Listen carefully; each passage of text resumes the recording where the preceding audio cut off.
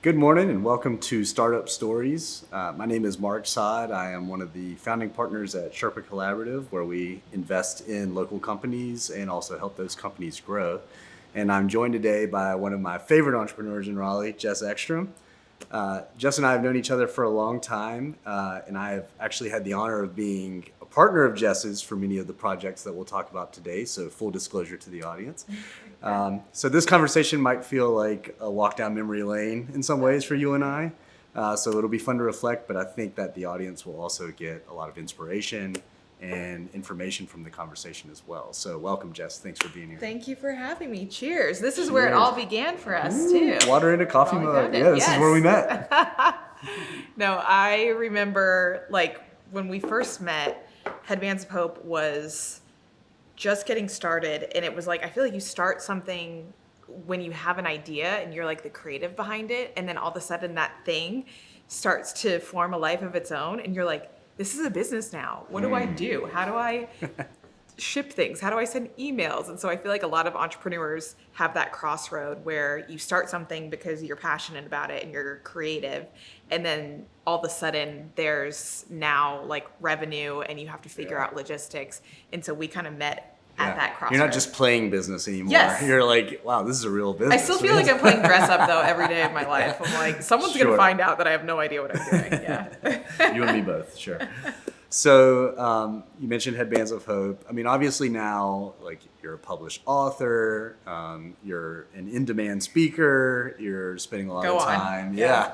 You're spending a lot of time helping create opportunities for women speakers, which I know you're very passionate about, and we'll get to all that. But I do want to start with Headbands of Hope, and hopefully try to keep this a little chronological. But I'd love to hear the story of what the inspiration was for you, and how you went about getting it off the ground. Yeah, so it all started in Disney World for me, of all places.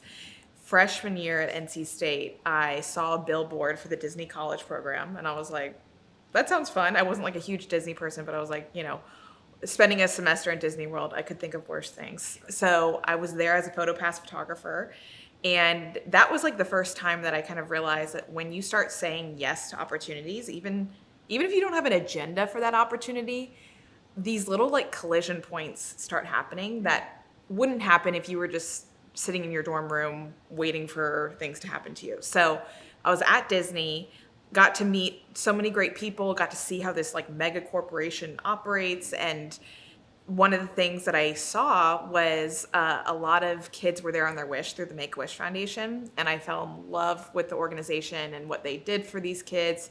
I got to photograph them and their families. And so I got back to school my sophomore year at NC State, and I applied for an internship at Make-A-Wish. And I'll give the real story of this internship, because when I originally called the Make-A-Wish offices in Charlotte, they were like, this is great, we don't have an internship program available. And so again, I just was like, what can I do to kind of maneuver my way around this? And I said, well, if you don't have one available, because they told me to call them back, next summer, why don't I come this summer and I'll make your internship program for you? And they were like, well, that sounds great. Wow. So went to Make-A-Wish and interned for them, helped them build out that program. And then one of the things that I saw was a lot of kids that would go on their wish, they would lose their hair to chemotherapy. And the immediate reaction would be offering them a wig or giving them a hat. And I realized a lot of these kids weren't concerned with covering up their heads and hiding their experience. They really just wanted to feel good about themselves and regain some of that identity. So I would see them wearing headbands, boys and girls, bandanas, flower crowns, all of it. And so I call it the dumbest / smartest moment of my life, being 18 years old and thinking how hard could it be? I could give these kids headbands. It was right around the time where Blake, the founder of Tom's, had spoken at NC State about his new one-for-one concept, and that it wasn't a nonprofit, it was a for-profit, and he wanted to create these for-purpose businesses, and he wanted other companies to follow suit, make the donation into your business model instead of just being, solely profit or solely nonprofit. And so I decided to start what we call Headbands of Hope. And for every headband sold, we donate one to a child with an illness. We started just for kids with cancer and then realized this wasn't just about hair loss. It was about kids feeling like kids again, which is what we do. Very cool. Yeah. And now, the brand has national and international notoriety. It's given now over 1 million headbands. Yeah. And, expanding at a fast pace. So, It just really happened overnight, Yeah. no of work course. at all. Yeah, it just happened. Totally. It always happens that way. Right? So you talked about the initiative behind going to Make-A-Wish and saying, okay, well, you don't have an internship program. Let me just build it for Yeah. you. Where do you think that initiative comes from? I know you come from an entrepreneurial family. Do you feel like it's things that you learned like from your father's business, or where do you think that initiative comes from? Good question. Yeah, I feel like with my parents, my dad started a company when I was a kid, so I watched him turn our like upstairs bathroom into his office, and him and my mom started a company together. And so they were never like forcing entrepreneurship like on me and my sister, but I think the best thing that you can do is have a front row seat to someone going for it. And so I think because I had that front row seat, I was able to maybe have a little bit more chutzpah, as you might say, Sure. of like maybe a no isn't a no, but it's just like a not right now, or a no with like a ... And I think I got that from watching my parents, and that's something that I try to emulate today for like kids or future generations, or really anyone who might not have a front row seat to entrepreneurship, or not just entrepreneurship, but just like someone who's going for it. If I can share my process and my story and just be totally transparent about all of it, maybe I can help people feel like they have that front row seat. So when they do have an idea, or when they are faced with a challenge, or they do want to become, a speaker or give a presentation, they can see that someone like me, who isn't maybe this like super polished entrepreneur who's raised millions of dollars, was able to figure out that they can too. Yeah, seeing is believing, right? So, Yeah. That's great.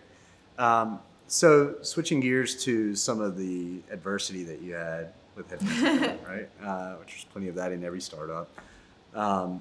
You've told this story before. I've heard you say it on stage too. The story of when you were working with an overseas supplier. They were promising samples and, saying that they could do your mass production, things like that. Yes. And so on good faith, you sent them, I think it was $10,000 that you borrowed from your father. Don't remind me. Yeah. And then never heard from them again. Yep. So everyone with a consumer product background has some story like that, or has been burned. You obviously learned a big lesson from that. What are some of the other lessons that you learned by launching your first venture with Headbands of Hope? Oh my gosh. I mean, that's the one, I feel like in the beginning of Headbands of Hope, I thought I was the only one messing up and everyone else knew what they were doing. And it's easy to feel that way in this age of like sharing and social media. And it's like Comparison. Yeah, you're just literally like have a Rolodex of everyone's highlight reels in front of you at all times. Right. And so I felt like any mistake I made was like I was the outlier. And then I learned from just hearing so many people's stories, whether it's entrepreneurs, Olympic athletes, like they all had similar stories, like that $10,000 story, some with a lot more zeros than I did. So what I learned in that moment, like first, it really stunk to lose that money. And that was the investment that my dad had put into the business. Sure. So I had definitely privilege emotionally, financially, starting Headbands of Hope, which so many people don't. Sure. I had my starting blocks were further along in the race. But one of the things that I learned from that is I feel like you make mistakes at one point in time in a smaller way so that you don't make them in a bigger way later. Sure. I mean, that $10,000 was a lot of money, and it still is. But now the kind of contracts and things that we're paying for are multiples of that. And so now that I learned from that moment about, 30% deposits, like quality control, like getting, all of that in order, we haven't made that mistake in other ways. But I would say like I guess one of the bigger lessons that I've learned from adversity, facing adversity in business, is you have to believe so much in what you're doing that it's more than just like a win or a lose. And that's kind of the gas in your tank. Like there was this interesting study about willpower that the Harvard Business Review did, that for so long they thought willpower was like gas in the tank. Like this is, this It's cup. exhaustible. Yeah, it's a depletable resource. But in this study, they found that willpower wasn't as much of a depletable resource as it was an emotion that we feel when we're triggered by something.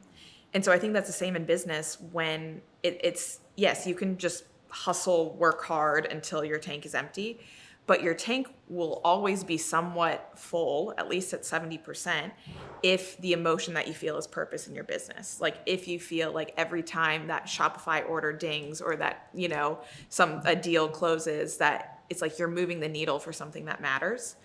So I think a lot of the resilience that I've had with Headbands of Hope and with Mic Drop Workshop and my other businesses have not been because I was smart enough to know the solution, but it was because I was passionate enough to figure it out, because I cared so much about what that solution meant.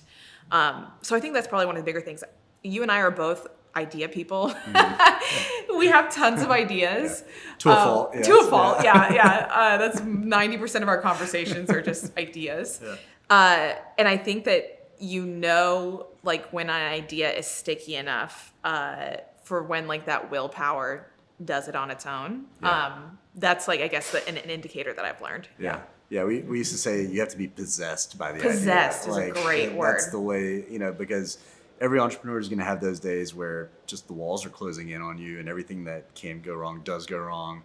And you have to have that why or, that drive behind it of, getting through those harder days. Yeah, absolutely. I mean, the only sure thing about running a business is that things will go wrong. Yeah. No, I think it's true. You talked earlier about, taking opportunities that might not seem like opportunities, but you just never know what they'll lead to. Mm-hmm. And when you talk to a lot of successful people, oftentimes you'll hear them say like, "Oh, I just got really lucky," Yeah, I mean, I think with this connection, But I think when you take those efforts, like you're sort of, I've heard it described like you're increasing like your surface area for luck, right?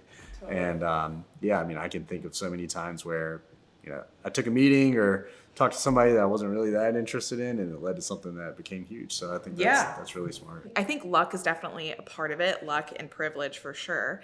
But being able to, I think I said at the beginning, like make those collision points happen, like stand in the way of where you think opportunity is like traffic zone, and something is bound to happen. And I think that's the other thing too, that's hard to like, a lot of people ask like, well, what's the end goal for Headbands of Hope or for your career, or like, what are you working towards?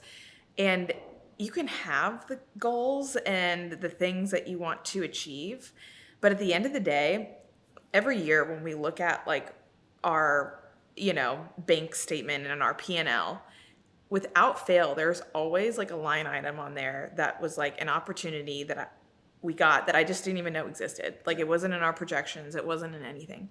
And so I think it's just also a lesson that's like, you can have all the plans, you can have all the goals, but there's just like endless winning scenarios that are available to you that you just have to be open for. And the way that you can be open for those is just by continuing to talk to people, continuing to show up. A lot of people I've heard, kind of gatekeep and protect their ideas. And I'm in like the total opposite camp. I'm like, I will tell like the cashier at CVS what I'm doing, because you never know who can help or who can support or who knows someone. And that's, I feel like the ripple effect of the track record that we've had at Headbands of Hope is not like one thing that went well, but just a like small, compilation that over time you're like, oh wow, we've done a lot. Yeah, that's right. Yeah. And I think it's it's both being open to those opportunities or things that don't quite seem like opportunities at first, but also I think the mentality of the team, the positivity, the thinking that things will go well and things will come up that are great opportunities as part of it too. So with regard to marketing for a brand like Headbands of Hope, obviously the landscape has changed. There's this new, multi-billion dollar industry that's been started in the last 10, 15 years that is the influencer industry, mostly on Instagram and TikTok and other places. How did you use influencers or, folks that are thought leaders to help build the brand? Yeah, well, I mean, like you said, it's like it's constantly changing, and like what is so hot and popular today is like non-existent. So when Headbands Hope was getting started, blogging was like super popular. Everyone had You're their gonna own. age yourself, Jess. I know. Be careful with that. Yeah, we would send pigeons of the blog posts, but and so I remember there was this magazine called Fitness Magazine, and they had an article that was like 5 fitness bloggers to watch. And I went on each blog and I sent them an email, told them about what I was doing, that I would love to send them headbands, and if they like them, if they would write about them in their blog. Out of the 5 influencers, bloggers, 2 of them got back to me, and then 1 ended up posting on her blog.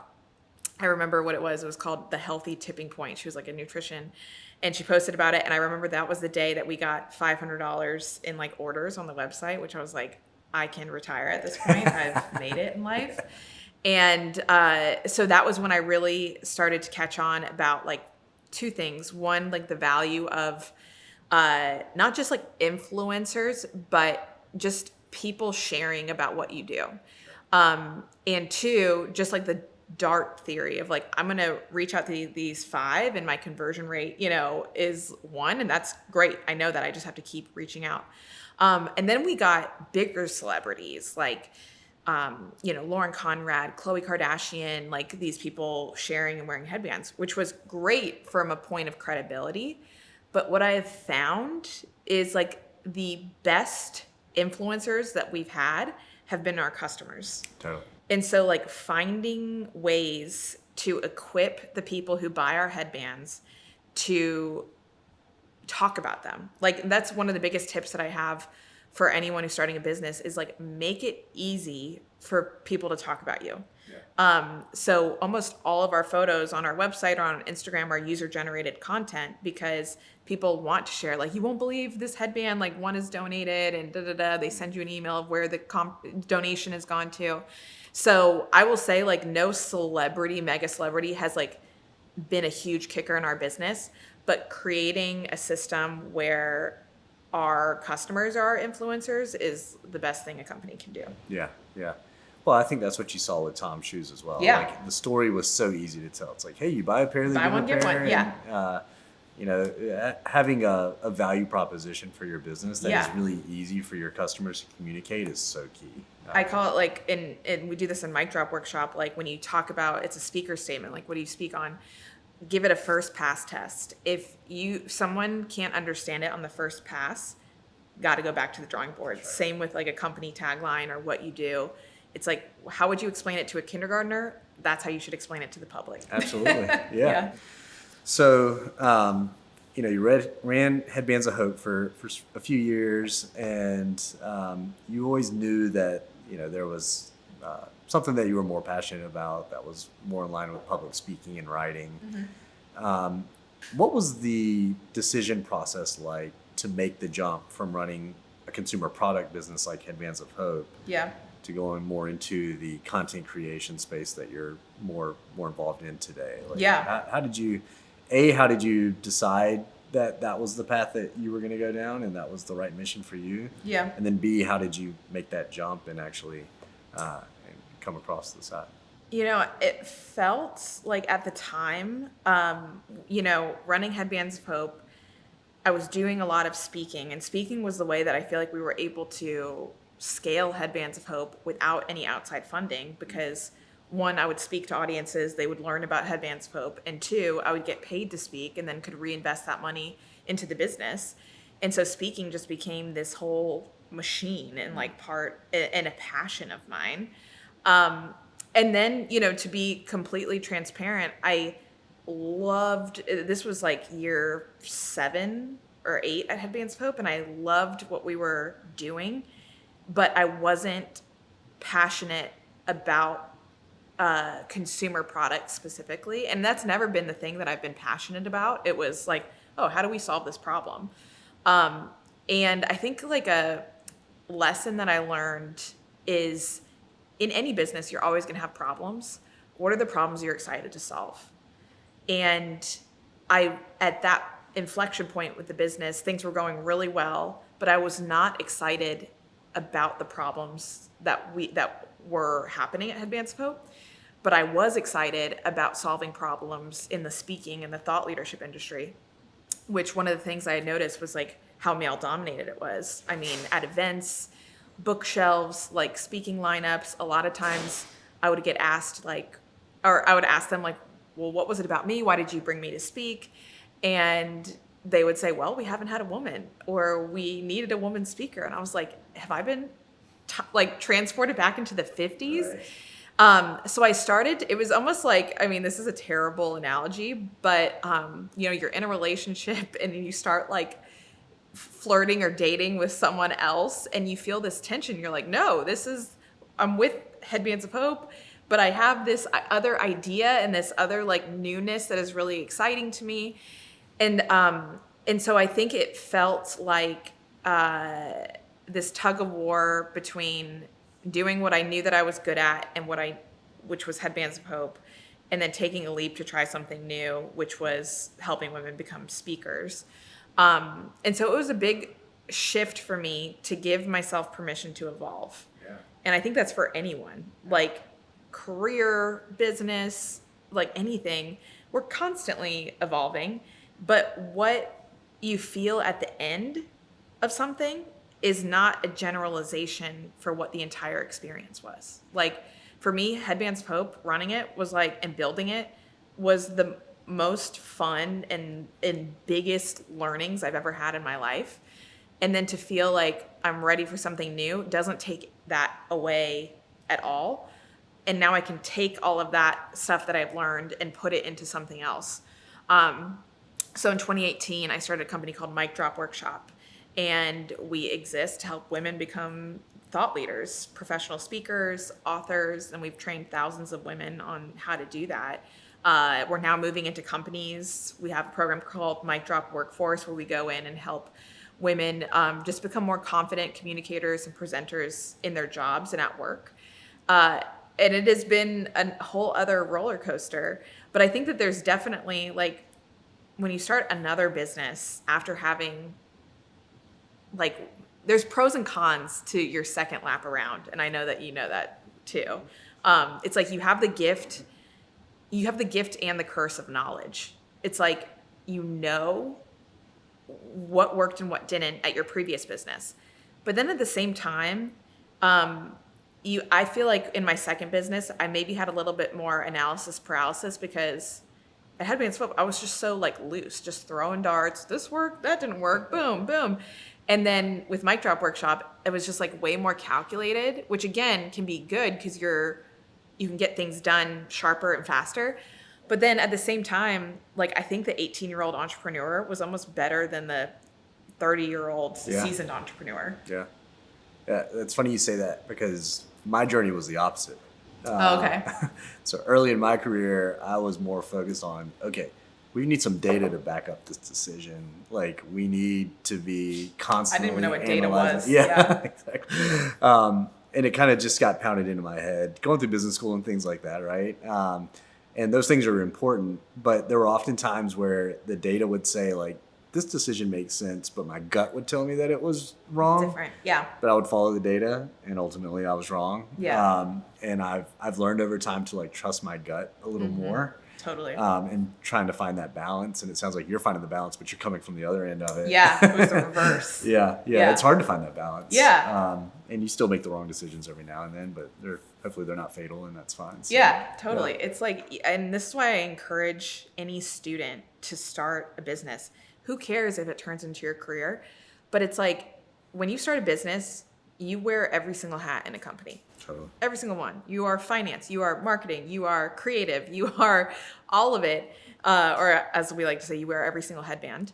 Mm-hmm. And then you get to choose like what you're good at and then you get the information of also what you never want to touch with a 5-foot pole. Like, and that is all great information. So even if you take all of that, the business doesn't work out or whatever it might be, and then you go work for someone or do something else, it's like you were just in a pressure cooker of professional experience that you can then go take and do something else. And it's also like, I don't know, I feel like for me, it was like the biggest do-over period of my life. Like when I was in school and starting Headbands of Hope at a young age, if V1 didn't work, oh, cool, there's millions of other numbers that I can do. I don't feel that same way in my 30s like I did in my early 20s. Yeah.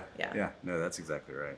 So I want to switch gears a little now because somehow you've got this consumer product background that's been really successful. Then you went into speaking and you launched Mic Drop Workshop, which has also been really successful and created a lot of opportunity for female speakers, like you said.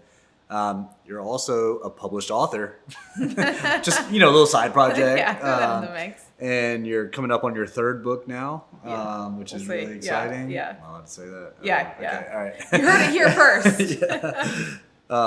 So that was another major jump, right? And I know it goes hand in hand with the speaking, but tell us about the process of coming up with the concept for your first book and what it was like to actually go out and meet up with HarperCollins, I think, who published your first book. Yeah. What was that process like? What were some of the challenges there? Yeah, I always had just a passion for writing. When I was in middle school, I got published in Chicken Soup for the Soul. Mm-hmm. So I know everyone's going to want to autograph after that. But I knew that like just by talking and sharing my story about Headbands of Hope, that I was teaching people like how to train themselves to essentially create the world that you want to live in. If you have a problem with something, if you think something could be done better, that you can be the one to do it. And so I call it, this idea is like inspiration from frustration of like training yourself to be optimistic in tough times. So I had this idea called Chasing the Bright Side to write this book about the story of Headbands of Hope, but also helping the reader like train their brain to figure out like, how do I create the good in different scenarios? Literally like tried every single direction to get an agent, to get a publisher, kept coming up on, like dead ends after dead end until finally, like I got connected with an agent who loved the book or loved the concept. And then we pitched it to HarperCollins and they bought it. But it took I could put a binder of the rejection letters that I was getting to do this book. And then now that's been Chasing the Bright Side came out in 2019. Apple picked it as their audiobook of the month. We've sold over 100,000 copies now. And then we just turned it into a kid's book called Create Your Bright Ideas. It's an entrepreneurship book for kids.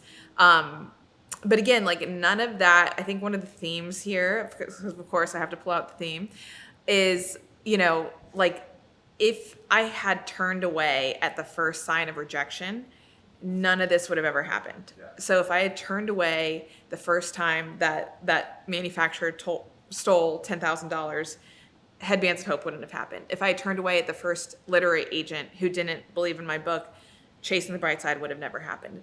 And so I feel like there are so many brilliant ideas that never came to fruition today from people because they identified with the rejection instead of viewing it as a part of the natural process of going for it. And so, that's my TED Talk on that. Yeah. Sometimes it's just persistence, right? Yeah. I know so many entrepreneurs that I've worked with that it got hard for them and they threw in the towel. Mm-hmm. Like maybe 6 months before something would have hit for them. And that was really evident during COVID because I know some folks that gave up on their business just before COVID hit, and those are businesses that would have actually done really well during COVID. So sometimes it's just sticking it out and just waiting for that hit, and when it comes, you ride that wave and then you wait for the next one. But it's definitely a balance too, because I am also pro giving up. I think that there's like... That's not true. Yeah, I also think that when you force something or there's this has to work and you're kind of holding something with a death grip, you're going to suffocate it.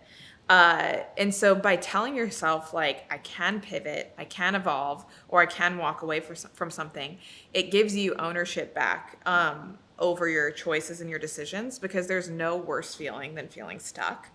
And so by saying like, I can give up right now, and then choosing not to, it's like you're reinforcing why you're doing it instead of just being like, I have to do this. Yeah. So I don't know. I think that there's persistence, but then there's also like, if I'm not having fun anymore, I'm not going to do it. There's definitely a time where that makes sense. Yeah.